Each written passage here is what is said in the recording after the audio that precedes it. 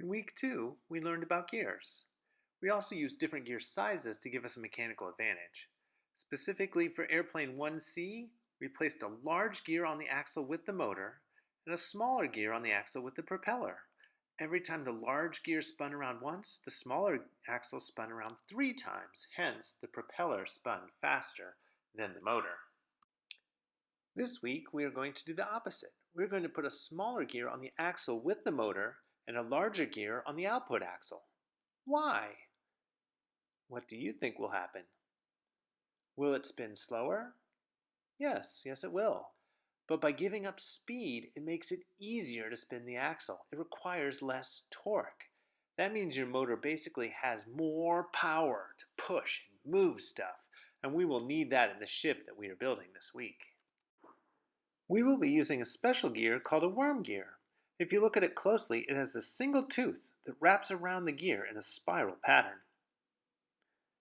You often use a special housing to help secure it. The worm gear is inserted into the bottom, and a 24-tooth dark bluish-gray gear is inserted into the top. When you try to spin them, something interesting happens. If you spin the axle with the worm gear, the gray gear spins very slowly. And that makes sense. The worm gear has a single tooth. For it to mesh with all 24 teeth on the gray gear, it will need to spin 24 times. Or, every time the worm gear spins around once, the gray gear only spins 1/24th of a revolution. If you try to spin the gray gear, you see that the worm gear won't turn at all. This gear combination only works in a single direction. The worm gear always needs to be on the motor or input axle, and the gray gear on the output axle. Here is our model of a ship. Notice the motor is connected to the worm gear, and that is then connected through the gray gear to the oars, which are going to push the ship forward. Let's see it in motion. Notice that the oars move very slowly, but that's okay. Our ship's a heavy ship, and our motor doesn't have a lot of power. If we had it directly connected to the oars, it wouldn't have enough power to push the ship. But by using the mechanical advantage of having a small gear, a worm gear with one tooth connected to the motor, and then a larger gear connected to the oars, we don't need as much torque to get the oars to move around and keep pushing the ship forward. This is the simplest code that was used in our first example. To make a more interesting story, we can add to our programming blocks. One thing you can do is add a simple picture to your display. Dragging and dropping that. As you can see, there are many different choices that you can add. I like number 8 because our ship is going to be on the water, so it's going to see the water and the sky. When you run it, this is what you see. You can also adjust the size of that picture by adding in this programming block here.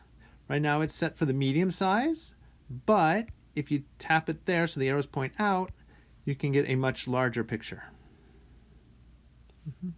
We can also add sounds by dragging up the musical notes. Many choices here. I think, let's see, number 9 sounds like oars rowing. I like that one. And I also don't want to just row forever. I want to row until we see something. This is a great chance to use our distance sensor, which is found on our ship. So we're going to keep the motor moving forward, and it's going to wait until, and rather than a time, like 1 second, we can get rid of that, and it's going to wait until the distance sensor sees something coming closer to it. And then at that point, maybe we want to cheer. So we can add another sound of cheering. Because the sailors are happy that they've seen land. And now that means they can stop rowing. I'll go ahead and run that example, and you can see what that looks like.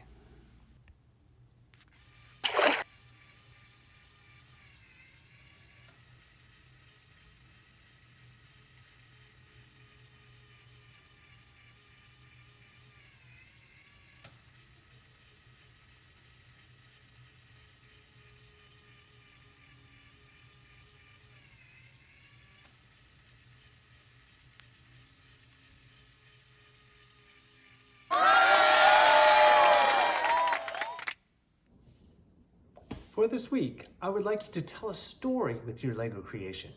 Who is traveling on your ship and where are they going? What is at your destination? What do they see from the lookout at the top of the ship? Be creative. It doesn't even have to be LEGO. Use anything you have that's available in your house. LEGO pieces, other toys, or make something out of craft supplies.